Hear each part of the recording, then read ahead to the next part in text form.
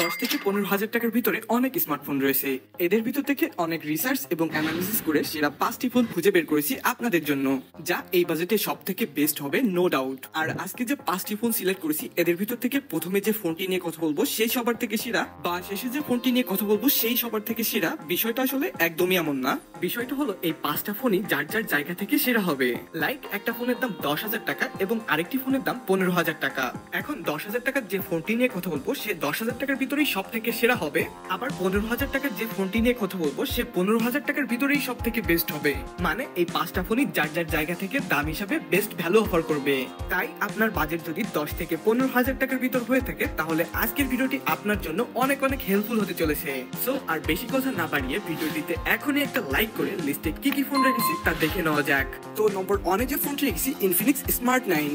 ফোনটির ডিসপ্লেতে আপনারা IPS LCD প্যানেলের 120 হার্জ রিফ্রেশ রেট পাবেন, HD প্লাস এর ডিসপ্লে যার সাইজ হলো 6.7 ইঞ্চ। এই মুহূর্তে মার্কেটে সব থেকে এটাই কম দামি ফোন যেটাতে 120 হার্জ রিফ্রেশ রেট ব্যবহার করেছে। এছাড়া ডুয়াল স্টিরিও স্পিকার রয়েছে, যার ফলে কন্টেন্ট এক্সপিরিয়েন্স কিন্তু দুর্দান্ত হবে।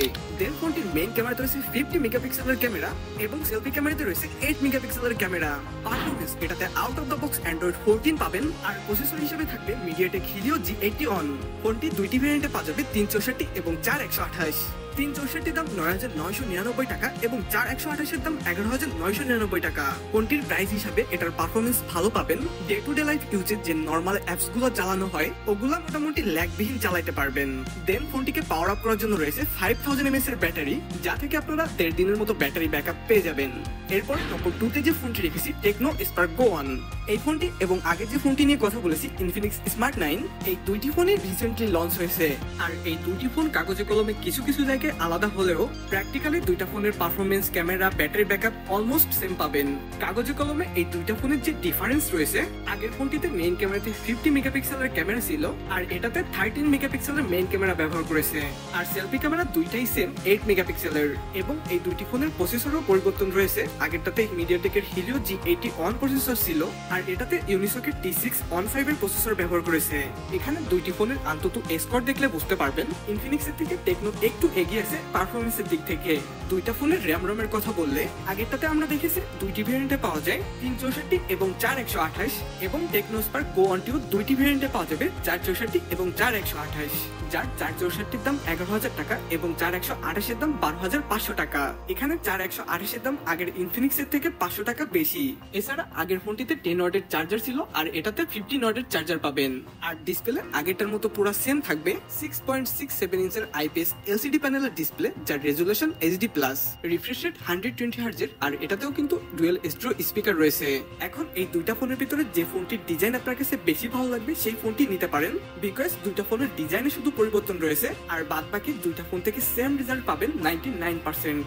আর সবকিছু ভেবে চিন্তে 12,000 টাকার ভিতরে এই দুইটা ফোনই সব থেকে বেস্ট হবে নো ডাউট। এরপর লিস্টে নম্বর 3 তে যে ফোনটি রেখেছি Redmi 12। ফোনটি যখন নতুন নতুন মার্কেটে আসছিল তখন এটার দাম ছিল 17,000 টাকা, বাট ফোনটি এখন বর্তমানে পাওয়া যাচ্ছে 14,000 টাকায়। আর 14,000 টাকায় ফোনটি বর্তমানে বেস্ট ভ্যালু অফার করতেছে, তাই ফোনটিকে লিস্টে রেখেছি। ফোনটির ডিসপ্লেতে রয়েছে 6.79 ইঞ্চের বেশ বড়সড় একটি ডিসপ্লে, যার রেজুলেশন ফুল HD প্লাস এবং 90 হার্জের রিফ্রেশ রেট রয়েছে। ডিসপ্লেটির সাইজ বড়সড় এবং ফুল HD হবার কারণে মিডিয়া কনজিউম করে কিন্তু খুবই মজা পাবেন। এরপর ক্যামেরার দিকে আসলে এর পিছনে ট্রিপল ক্যামেরা সেটআপ রয়েছে, 50 মেগাপিক্সেলের প্রাইমারি ক্যামেরা, 8 মেগাপিক্সেলের আল্ট্রা ওয়াইড এবং 2 মেগাপিক্সেলের ম্যাক্রো সেন্সর রয়েছে। এবং ফ্রন্ট ফেসিং ক্যামেরাতে রয়েছে 8 মেগাপিক্সেলের ক্যামেরা। 15,000 টাকার ভিতরে খুব কম ফোনই আছে যেতে আল্ট্রা ওয়াইড লেন্স রয়েছে, সেখানে ফোনটিতে আল্ট্রা ওয়াইড লেন্স রয়েছে, এটা ফোনটির একটি বড় প্লাস পয়েন্ট। ওভারঅল এই ফোনটির ক্যামেরা নিয়ে আপনারা স্যাটিসফাই থাকবেন। দেন ফোনটির পারফরমেন্সের দিকে আসলে এটা চিপসেট হিসেবে পাবেন মিডিয়াটেক হিলিও G88, যেটা মূলত 12 ন্যানোমিটার ফ্যাব্রিকেশনে বিল্ড করা একটা চিপসেট, যার অন্তত স্কোর আসছে 2.5 লাখের মতো। ফোনটি টোটাল 4টি ভেরিয়েন্টে পাওয়া যাবে, 4128, 6128, 8128 এবং 8256, যার 6128 এর দাম 14,000 টাকা। আর এই ফোনটিকে লিস্টে রাখার অন্যতম কারণ হচ্ছে 14,000 টাকার আশেপাশে সব থেকে প্রিমিয়াম লুকের একটা স্মার্টফোন। এরপর লিস্টে নম্বর 4 যে ফোনটি রেখেছি Redmi Note 12। ফোনটির ডিসপ্লেতে রয়েছে 6.67 ইঞ্চের AMOLED ফুল HD প্লাস এর ডিসপ্লে, 120 হার্জের। 15,000 টাকার ভিতরে ব্র্যান্ড নিউ যত ফোন আছে তার ভিতরে এই ফোনটির ডিসপ্লে সব থেকে বেস্ট হবে। পারফরমেন্সও কিন্তু একদম টপ নচ লেভেলের পারফরমেন্স ডেলিভার করবে। ফোনটিতে আপনারা out of the box Android 13 এর সাথে MIUI 14 পাবেন এবং ফোনটির চিপসেট হিসেবে থাকবে Snapdragon 685, যেটা মূলত 6 ন্যানোমিটার ফ্যাব্রিকেশনে বিল্ড করা একটা চিপসেট। এই ফোনটি থেকে অন্তত স্কোর আসছে 3,22,000 এর মতো। এরপর ক্যামেরার দিকে আসলে এই ফোনটির রিয়ার প্যানেলও ট্রিপল ক্যামেরা সেটআপ রয়েছে। 50 মেগাপিক্সেলের প্রাইমারি ক্যামেরা, 8 মেগাপিক্সেলের আল্ট্রা ওয়াইড এবং 2 মেগাপিক্সেলের ম্যাক্রো সেন্সর রয়েছে। ক্যামেরার লেন্সের ক্ষেত্রেও কিন্তু তারা কস্ট কাটিং করে নাই, আল্ট্রা ওয়াইড লেন্সটাও দিয়ে দিয়েছে। এছাড়া 13 মেগাপিক্সেলের সেলফি ক্যামেরা রয়েছে। ওভারঅল এই ফোনটির ক্যামেরা মোটামুটি অনেক ভালো বলবো না, আবার খারাপও বলা যায় না। আর এই ফোনটিকে পাওয়ার অফ করার জন্য রয়েছে 5000 mAh এর ব্যাটারি এবং ফোনটিকে চার্জ করার জন্য রয়েছে 33 ওয়াটের ফাস্ট চার্জার। এই ফোনটি আপনারা 6GB র্যাম ভেরিয়েন্টের সাথে 64GB ইন্টারনাল স্টোরেজ মাত্র 14,500 টাকায় পেয়ে যাবেন। এখন এই ফোনটিকে লিস্টে রাখার অন্যতম কারণগুলো হচ্ছে ফোনটিতে আপনারা অ্যামোলেড ডিসপ্লে পাচ্ছেন, তাও আবার 120 হার্জের রিফ্রেশ রেটের সাথে। এরপরে স্ন্যাপড্রাগনের পাওয়ারফুল প্রসেসর পাচ্ছেন, আবার ফোনটিকে দ্রুত চার্জ করার জন্য 33 ওয়াটের ফাস্ট চার্জার পাচ্ছেন। মাত্র 14,000 টাকায় এত কিছু আর অন্য কোনো ব্র্যান্ডের ফোনে পাবেন না আপনি, তাই ফোনটিকে লিস্টে রেখেছি। এরপর সর্বশেষ যে ফোনটি রেখেছি তা দেখার আগে ভিডিওতে যদি এখনো লাইক না করে থাকেন please hit the like button. তো নম্বর 5 এ যে ফোনটি রেখেছি স্যামসাং গ্যালাক্সি M14 4G।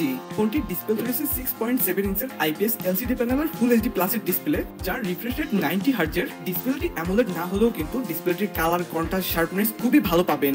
এরপর ফোনটির ক্যামেরার দিকে আসলে এই ফোনটির পিছনেও ট্রিপল ক্যামেরা সেটআপ রয়েছে। 50 মেগাপিক্সেলের মেইন ক্যামেরা, 8 মেগাপিক্সেলের ওয়াইড অ্যাঙ্গেল ক্যামেরা এবং 2 মেগাপিক্সেলের ম্যাক্রো সেন্সর রয়েছে এবং ফ্রন্ট ফেসিং ক্যামেরা রয়েছে 13 মেগাপিক্সেলের শুটার। স্যামসাং ব্র্যান্ডের ক্যামেরা সম্পর্কে আপনাদের কম বেশি সবারই আইডিয়া আছে। অ্যান্ড্রয়েডের কিং বলা হয় স্যামসাংকে। এর আগে যতগুলো ফোন নিয়ে কথা বলেছি তার ভিতরে এই ফোনটির ক্যামেরা সব থেকে বেস্ট হবে। এরপর পারফরমেন্স নিয়ে বললে এটাতে স্যামসাং এর One UI এর সাথে অ্যান্ড্রয়েড 13 পাবেন এবং চিপসেট হিসেবে থাকবে স্ন্যাপড্রাগন 680, যেটা মূলত 6 ন্যানোমিটার ফ্যাব্রিকেশনে বিল্ড করা একটা চিপসেট। এটা থেকে অন্তত স্কোর পাবেন 3,46,000 এর মতো। ফোনটির 464 ভেরিয়েন্টটি 13-14 টাকার ভিতর পেয়ে যাবেন আনঅফিশিয়ালি একটু খোঁজাখুঁজি করলেই। আর 13-14 টাকার ভিতরে এই ফোনটি কিন্তু অন্তত সব থেকে বেশি স্কোর করেছে আগে যতগুলো ফোন নিয়ে কথা বলেছি। এছাড়া ফোনটিতে 5000 mAh এর ব্যাটারির সাথে 25 ওয়াটের ফাস্ট চার্জারও কিন্তু পেয়ে যাচ্ছেন। সব মিলায় 13-14 টাকার ভিতর গুছানো একটা প্যাকেজ। স্যামসাং কিন্তু খুবই প্রমিসিং একটা ব্র্যান্ড, তাই লং টাইম ধরে ফোন চালানোর কথা ভাবলে 13-14 টাকার ভিতরে এই ফোনটি মার্কেটের সব থেকে বেস্ট ভ্যালু অফার করতেছে। তাই আপনারা যদি আনঅফিশিয়ালি 13-14 টাকার ভিতরে ফোনটি পেয়ে যান তাহলে চোখ বন্ধ করে নিতে পারেন।